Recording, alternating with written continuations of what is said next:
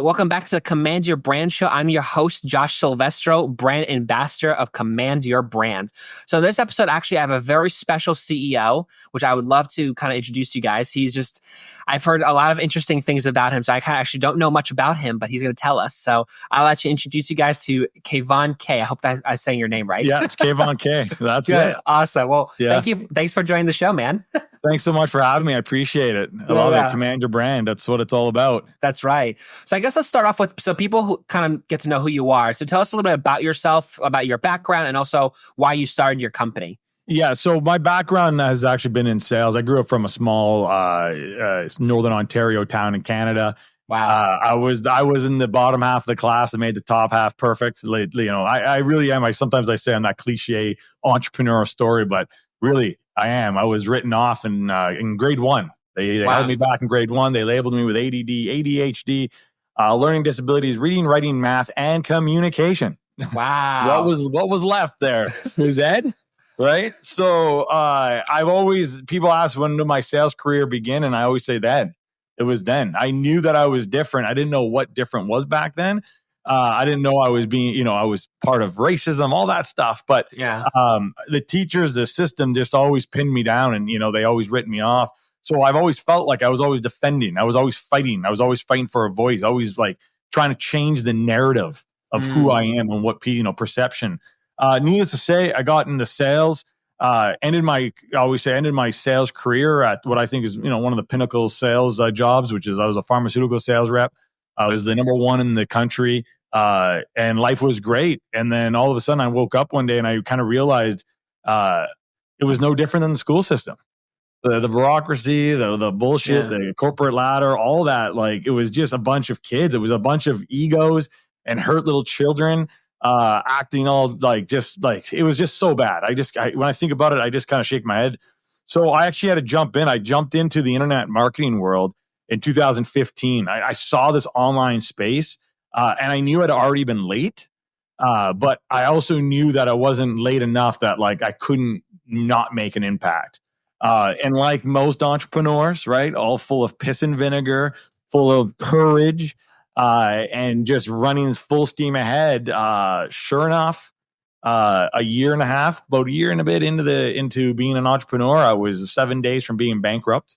Wow. Oh my God. I went from earning $250,000 a year, a company credit card, working 1 day a week, traveling all over the place with my clients. My expense account was double my salary. So I was living the high life. And to being $150,000 in debt. Wow. Luckily, they say it's never over, or you've never failed unless you quit.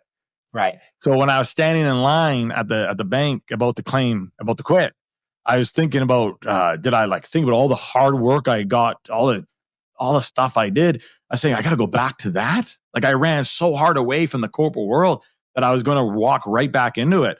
And I had a voice that came over me and said, don't do it. You got to keep going. Don't do it. So I started remembering the stories. You hear the stories, for founders. You hear the story about Colonel Sanders 900 different times, 2 feet from gold. You hear, Thomas Edison didn't, fail 10,000 times. He found 10,000 ways the light bulb didn't work. So those stories work in these times for me.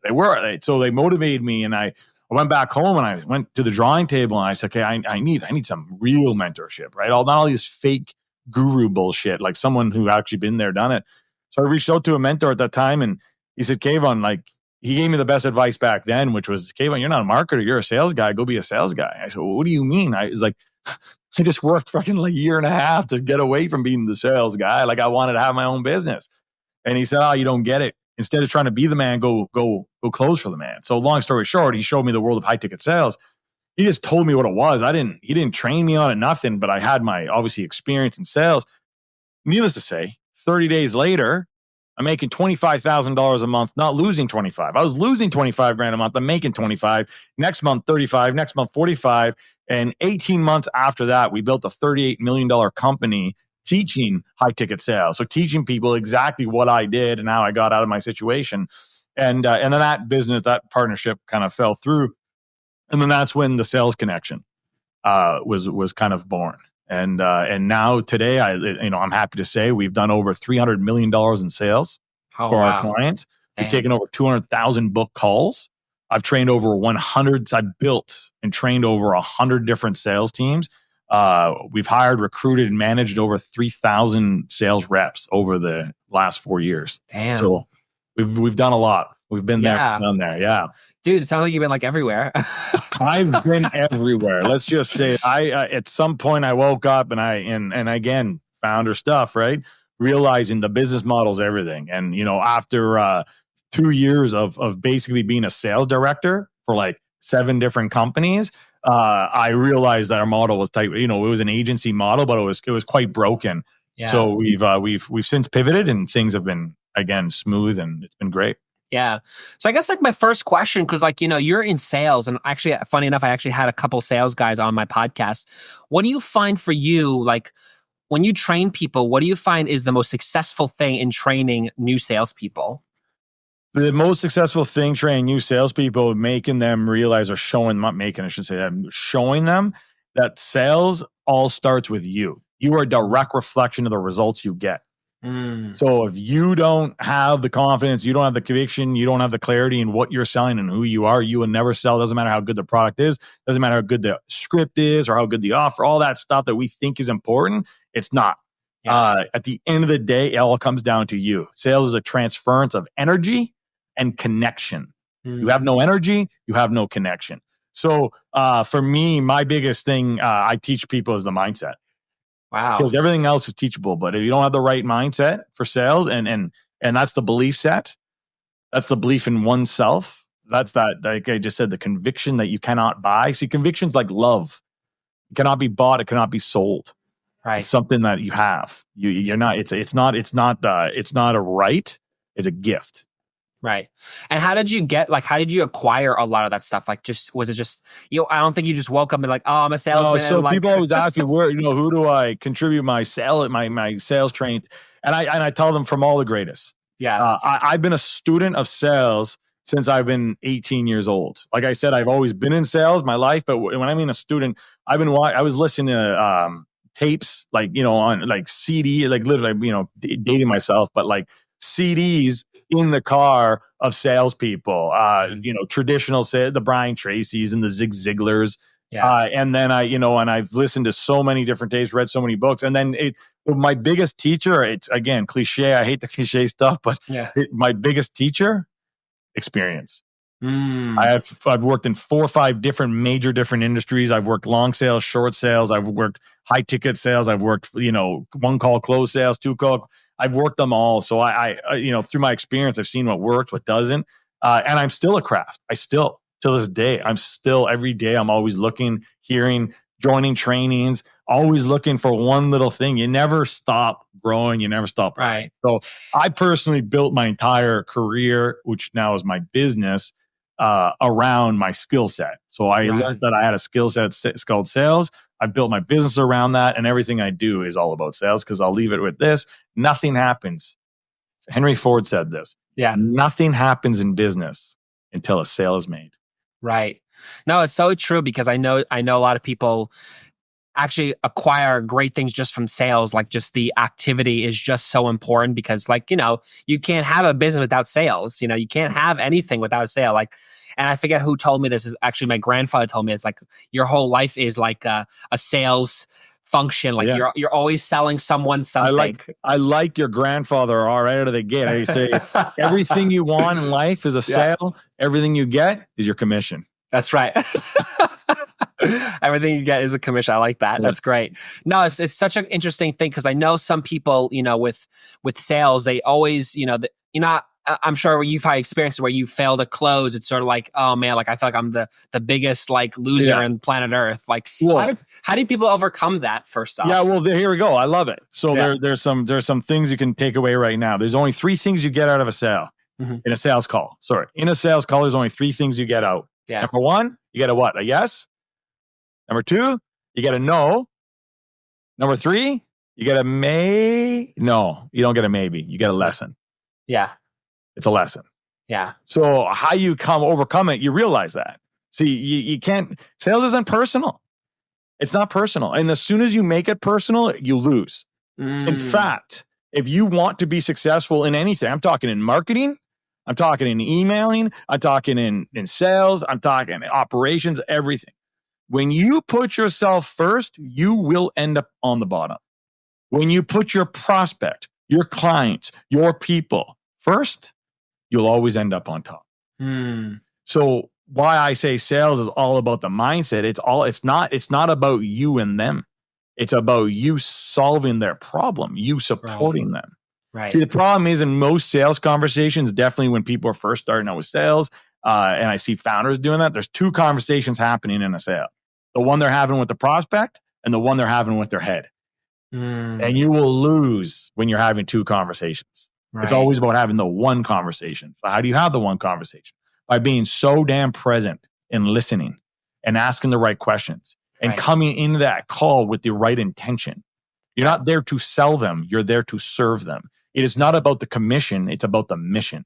Right. And when you make it about the mission, you get the commissions. When you make it about the commissions, you don't get the mission and you don't actually make the real commission.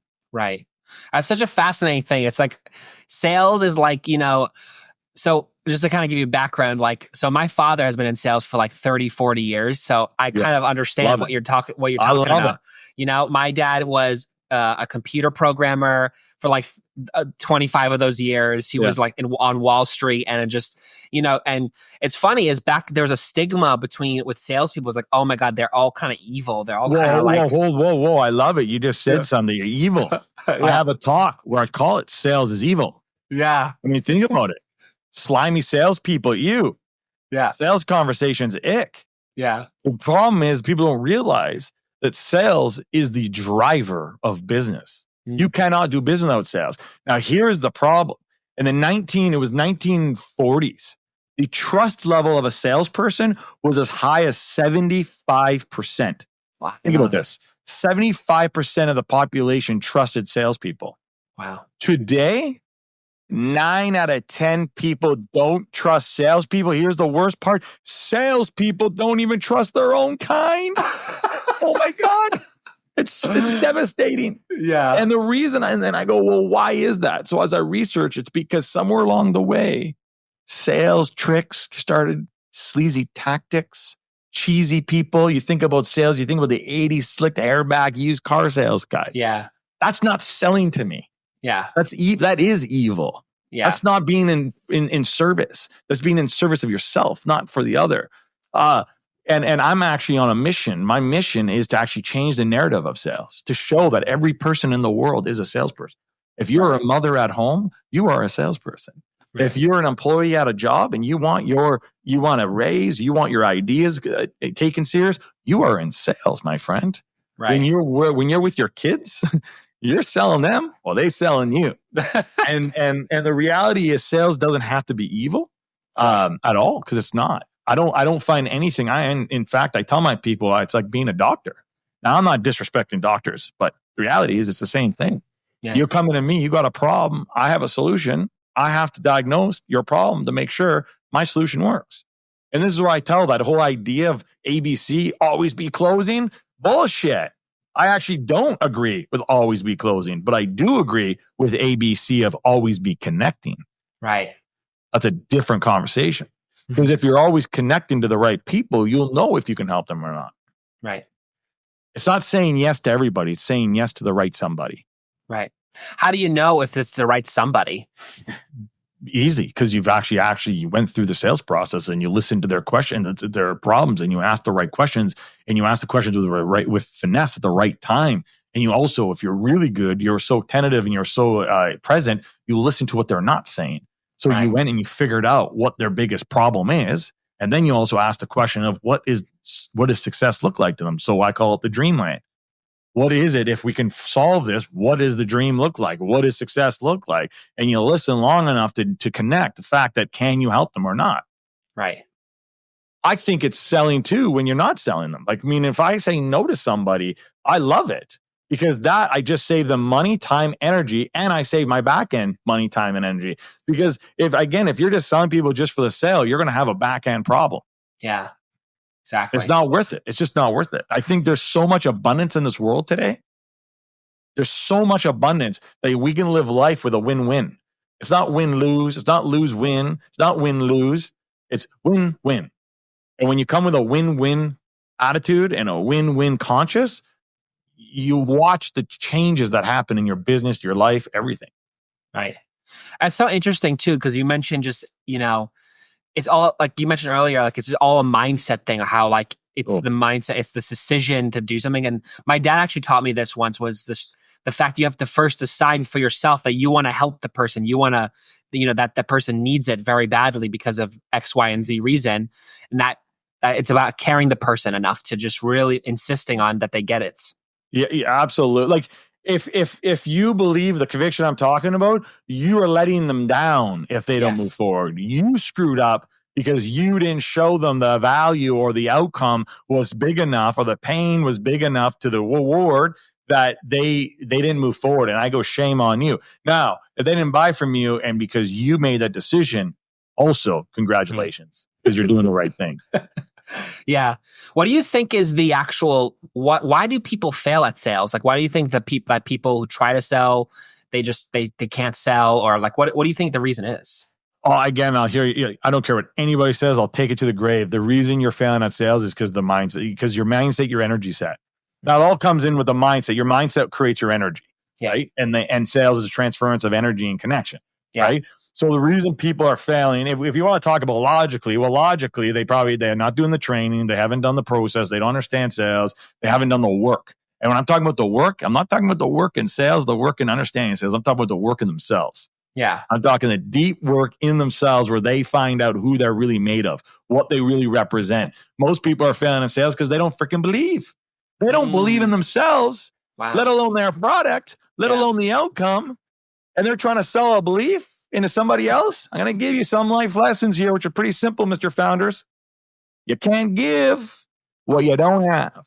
All right. And you can't fake it because the energy will know. Yeah. So true. So true. And it's funny is, I don't know if you've ever had this. I feel like you probably have had this where people try to sell you over email, or they try to sell you. Yeah. Do you like it selling it over email is better than over phone? No, I mean, nothing beats conversation. I don't care what anyone says. Nothing beats a one-on-one conversation. But people are always selling over email, over text and DMs. I mean, sales there's so many modalities of sales. The sales isn't just having the phone. But I think anybody would argue that there's nothing better than picking up the phone and having a real dialogue, a real conversation. I mean, first is in person. Can't be in person. Second would be the phone. But there is selling now through copy. Yeah. That's what copy is, selling on paper. It's the same concept. Yeah. So it does happen, but it all depends on the transaction size, right? Yeah. So like what do you find that, like, for you, because I know you deliver sales seminars, you deliver a lot of different things on sales. What are some five things that you can say that would help people to sell better or more effectively? What could you give? I would say the first one is the primary, which I would call is the platinum rule, would be you are a direct reflection of the results you get. So if you're not making the sales you want, you're not getting the sales you want, the first thing you got to do is you got to look within. Number two, you got to develop a skill. You got to develop the skill. So if you haven't, and again, what's the skill? The skill of listening, the skill of asking the right questions, the skill of being present. Number three, you got to work on your belief. 3 C's: your clarity, your certainty, your conviction. So what does that mean? It's very important. What does that mean? Well, are you absolutely clear on what you're selling? Are you absolutely clear on the problem the prospect has? Are you absolutely clear of where they want to go? Are you absolutely certain that your product can actually help them? Are they absolutely certain that this is the time for them? Are they absolutely certain that you are the right thing for them? Right. And then those 2 C's create something, like I said, you cannot buy, which is conviction. Now, another way you get conviction, which is number 4. So I'm going to say this 4 is belief again, but belief in your product. Now, I have my dummy test that I always give myself. Yeah. You can take it, but don't take it if it means nothing to you, because it won't matter. But I always ask myself this. Because I'm always, can you sell this? Can you sell this? People are all asking me. I always say this. Number 1, would I buy it myself? Doesn't mean people, well, what happens if you don't, I love and so what happens if you don't need it? Okay, again, you're just showing me your level of consciousness. If you were in the problem that this product or the service solves, and you had to buy it, or you had to pick someone's product, would you buy this? Yes or no? If the answer is no, stop right now. You'll never be able, it's over. It's over. You know, I don't care. Well, I've been like, when I was in pharmaceuticals, right? I hated, for like, I had nothing, I don't even know pharmaceuticals. I didn't even go to school for it, man. I was just there. But what made me, I was selling relationships. So I changed it not to product, I changed it to relationships, would help me survive. But in the end, I was still miserable because every day I'm selling something I didn't want. And eventually that wore off. Eventually that, you know, people can feel it no matter how much you fake it. Yeah. Number 2, big one. No, I'm a mama's boy. I'm proud. I love it. I love my mama. Yeah. Ask myself the question, would I sell it to my mom? Oh, that's a good one. Again, not if she didn't need it. I'm just saying, if she needed it, would I sell it to my mom and tell my mom to buy it? The answer is no. Again, can't do it. I can't do it. It's not in my alignment. And if I'm out of alignment, I am out of energy. I am out of mindset. I am out of connection. It's over. Right. You can only go so long before something breaks. Right. And then the third one, this is the big one. Can I charge double? Can I charge double the price for it and still feel confident and have the conviction to sell it because I know the impact of what it can do? Those 3 things need to be checked off for me. Wow. It's so interesting too, because like, you know, there's so many things out there. Like you look online, there's just so many different things. Like you're going to get a good laugh at this one, but like I just saw someone like they're going through some challenging things. It was like a YouTube video. And one of the things that came up for him was like the best thing that I ever did for my life was hiring a professional cuddler. A professional cuddler. Yeah. Like they hired someone to cuddle with them because they're feeling depressed. They're like, you know, and that was like, that's what sold him because it was like, it would handle his depression because it was handling a problem, but it was such a wild thing. Like, well, it's wild to you, but not to them. Right. Yeah. And that's the thing. Like, I like, even me, I would never be able to sell professional cuddling because I have no affinity to it. Yeah. I can't even find the empathy or sympathy around that. Really. I just think it's like, okay, find someone you love and they should be the one who cuddles you. Right. Like, but I can see how it works and I can definitely see that there's a market for it. But again, even if it was the most lucrative, the fastest, greatest thing, I wouldn't be able to do it. Just like people always said to me growing up, Kayvon, you should be in real estate. You'd be an amazing real estate. And I'm like, I know I would. I could be the freaking guy on TV, 100%. I could have been the guy on TV. I could be making probably 10x more money than I'm making now as, let's say, as a real estate agent with a real estate brokerage, all of that, 100%. Yeah. But I know that was never for me. It was never, I never, like, as much as I love houses, I had no desire to sell homes, no desire to meet people on a Saturday morning so they can, like, none of that. So I'm not going to go do that. I'm going to go down the thing that I know that's more in alignment with me because I know through time, the hard way home sometimes is the best way, not the easy path. Right. What do you recommend for people? Because I know for me, like I'm always, like you mentioned, like I'm constantly learning. It's a constantly evolving, you know, subject. And it's a constantly, like you kind of got to gain that experience. Do you recommend like books or like things that people should like read or like actual get more knowledge Well, on? They should take my course. I mean, they should take my training because I'm doing it all for them and I'm learning through my experience. Yeah. But outside of my stuff, I mean, there's tons of, there's so many different narratives out there and so many different conversations out there. I would say no matter what you're learning, no matter where you decide or who you decide to learn from, I would just always come with the questioning it kind of concept. So I always question it. Is that correct? Does that really serve me? Does that really serve my audience? Is that really, like, just because he said something with so much conviction, does it really help me over here?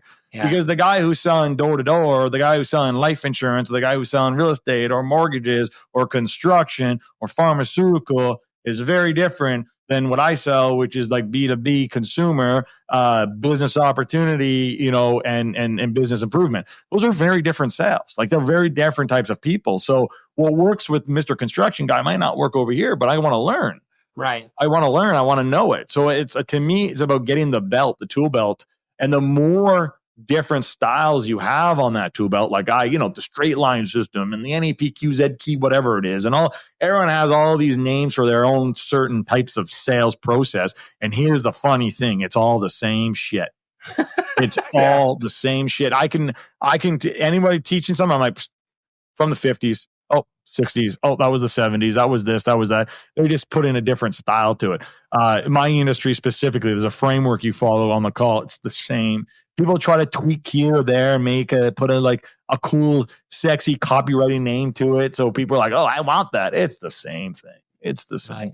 Do you ever find people who are like fake type sales, or like they're trying to cheap, they're trying to do like little knockoff type things that, like, when you do, like, I don't know, I'll give an example. Like, I don't know about you, like some people feel like they're like, oh, they're all on top here, but like their techniques just seems kind of garbage a bit. Oh, absolutely. It's wild. There's so many of the fake ones out there. I see them. I'm like, how are even people listening to this? Yeah. It's garbage. Yeah. But here's what I realized. I say this with so much abundance. I realize it doesn't matter. Yeah. I don't care, because what I do know is this: as long as I stay true to me and know that I'm going to deliver the best I can, the best content out there, deliver the best service out there, I believe there's someone for everybody. Yeah. And not everybody's going to like me. They're not going to like my tonality. They're not going to like the way I say things. They're just not going to connect with me. Right. And that's okay. Go connect with the other guy. Right. There's a lot of sales trainers out there that I see today that have like massive followings. And I'm like, does anyone not see how like ludicrous this is? Yeah. Like, it's ludicrous. But hey, who am I to judge? I can't sit here and judge any. Good for them. I respect them. There's a massive sales guy that, he's like, I'm the best in the world. And it's like, no, you're a marketer. And now the world's seeing he's actually not great at sales. He's really good at marketing. Right. But marketing and sales, go hand in hand. Yeah. So like, because I know you mentioned you have a course, and you also, I'm sure you probably have books too. I have a feeling you have a book. I haven't. I have actually five unwritten. I have 5 unwritten books. When it comes to the book game, I am that author who goes and writes 5 before he publishes 1 right now, because I want it to mean something, right? Like, and I mean, I'm not going to just put some book out there as a business card. A lot of people do that just for a business card, but the first book I come out, I want it to mean something. So I have a couple books that I have written. I have one that I'm working on right now, the newest version of it. Yeah. But as a like online material, I have my course. I'm always evolving that, like, because it's always changing. Yeah. And then we have our services that people hire the Sales Connection for. So that's me coming in and training their sales team, working with their sales team, hiring, finding the right people. We've created, like I said, we've hired over 3,000 different sales reps. We've created an 8-step sales profiling system. Nobody in the industry has ever seen this or done this. And basically, someone can come through my system and I'll know right away if they're a salesperson or not. Right. So what we do is we save sales businesses a lot of money hiring the wrong salespeople. Because I'll just leave it here. A lot of business owners need to know this. They don't see this and they don't hear me when I say this, but I'm trying to get them to listen. Right. Every time you replace a salesperson, that can cost up to, on average, Brad Smart, it was a study he did, 5 to 6x their salary. Really? Wow. Yeah, it's a cost, the opportunity cost. Right. People go, how do you figure? Well, if you think about this, there's over 300 hours, legit hours. If you are recruiting, hiring, onboarding, training, management, then they have to learn the product. Then they have to build the book of the business. Then I don't care how great of a salesperson you are. Believe me, I've been in multiple industries.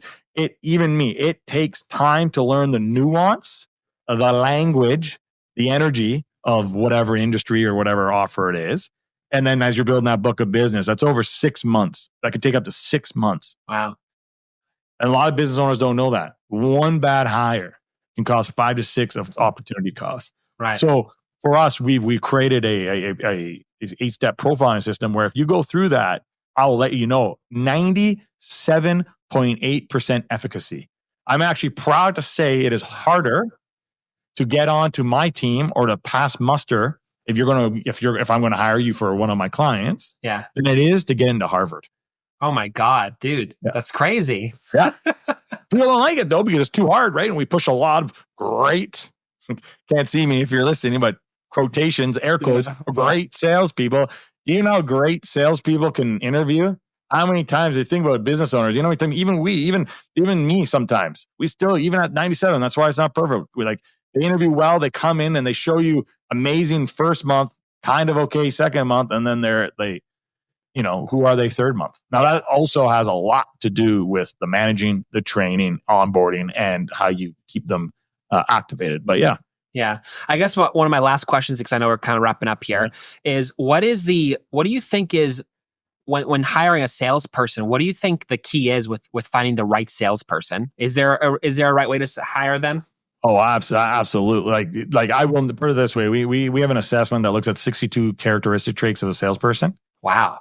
On one of them is their number one, which is heaviest, is their commitment to the sale. So are they committed to making a sale happen? Another factor we look at is a figure it out factor, coachability. We also look at their comfortability of discussing money. So there's a lot of, we look at 62 factors. There's like 10 of them that we look at. And if they don't pass that, I can't move them. I can't move them forward. Like desire, motivation, you cannot teach motivation. You cannot teach desire. So if they don't have a high desire, they don't have high motivation, they don't have high commitment to the sale, I don't care how technically good they are, they're just not for the people that I want to work. Right. I'm not in the business of helping, again, I'm not in the business of helping losers become winners. I'm in the business of helping winners win more. Right. I'm in the business of helping sales pet reps, like 6s and 7s go to 9s and 10s. I'm not looking for 3s and try to bring them 5s. I always say, leave that up to Tony Robbins. He does a really good job, slap you on the butt, you know, caress you, kiss you, all that stuff. Go do that. That's not what I do over here. Yeah. This is the place for the winner's DNA, we call it. That's right. Cool, man. Yeah. And I guess one of my last questions is, so like, can you share like a success story? Like you've helped someone so much that like they actually were like, wow, I did such a great job with him and he just produced so much. Well, okay. So, I mean, where do we start? Business-wise, we've helped, again, I don't want to mention the name right now, but we helped one guy go from 0 to $1 million a month, 3 years consistently. Wow. So we did, that's what the award is over there. We did about 25 million in sales and more. Wow. We helped so many. We've helped so many people go from 50K a month to 250, 300K. We've helped 300K go to 500K. We've helped 500K go to $1 million months. For me, the business successes are great, but I love the actual personal successes. Wow. So we helped a single mom who was made $30,000 a year as a single mom of 2. She had 2 kids making $30,000 a year. 6 months later, working with us, trusting us, coming with us, she's now doing $200,000 a year. Now, I know a lot of people are like, $200,000, not a lot of money. I'll tell you something. When you're making $30,000 as a single mom and you go to making $200,000, that is life changing. Yes. One of my other guys, again, I don't want to mention his name. He was days away from being on the streets. He was addiction, life was not going well for him. Yeah. We pushed him away. I pushed him away for 6 months. He kept coming back, and I liked his tenacity, and I saw he had something. He's now doing $350,000 a year, and he went living in Malibu. He went from the streets to the Malibu. Life. I mean, these guys are changing their lives, and we got dozens. We got spades of these people. I had the last one. I'll tell you the other one. This was one of the most. As a father, this one killed me the most. So this guy called us and said, "Hey, listen, I'm going to lose my wife. I'm going to lose my kids. I'm not expecting to make half of what I was making at this job, but I need a job where I can work from home and be more for my family. Can you guys help me?" Absolutely. 4 months later, he called us and he's like, "I never thought that I was going to make more money and have more time." He said, where it was his breaking point, he had to go pick his kids up one day from school and he didn't know where the school was. So he had to GPS the school because he had no idea where his kid's school was. Now, the deeper part of that, his kids were 11 and 12 years old. That means they went to school for 4 to 5 years and he's never once went to their school because he was working that much. That's crazy. Think about that. Yeah. And now this guy works from home, walks his kid to school every single day. Obviously, marriage is better, life's better. He's happier than he's ever been. Right. That to me is like the impact stories. Yeah. The business stuff is awesome, right? Yeah. Again, we just did one of my teams. Our fame to claim is we did $1 million in a week in phone sales. Wow. That's so amazing. I really love to hear those stories because that's what inspires me. Because like, you come to this place and it's like there's just so much money and people can actually do it. They really put the work in and just actually get done. Changing your life. Life changing. Even if you don't want to, even if you're someone like, again, I always say high ticket sales, my world is the best. I don't care what anybody says. You want to make 150, 200, 250K a year working from home, working 4 days a week, anywhere you want, and just being able to flap your gums. You don't need an education. You don't need to be something special. You just need to have some confidence. You need to have some conviction. You need to follow the process and trust the process. Trust yourself a little bit to live in this world. Easiest money you'll ever make and the most freedom you'll ever have. Totally. Absolutely. Freedom. Yeah. At what point, 350K, is it worth it if you're slaving away for the corporate man? Having to, give up holidays. I I got one closer who's taking calls. He moved to Italy. He's in Italy taking calls from the coffee shop. Yeah. That's amazing, man. Well, I really appreciate the time that you've come and given me. I know it's been a little over time, but it's amazing. And I really appreciate the questions on sales, which I think a lot of people, probably one of the hardest things people have in there because they can't do it when they do better when they do it, but they can't because they're the CEO and they have a sales team they're supposed to do it, but they don't. And I think it's really, really important that people should know how to actually do sales. So for people who want to know and get to know about you and your, because you mentioned a course, where can people find you? I'd say you got to come to kayvon.com. Come to easy peasy, KAYVON.com. From there, you can learn everything about us and see what we're all about. Awesome. Well, I really appreciate the time you've given us and answering all the questions. I thank everyone for listening to this channel and listening to this podcast. Please like and subscribe. If you want Kayvon to come back on, please also comment that as well. And of course, we will see you guys next time. And thanks for joining the show.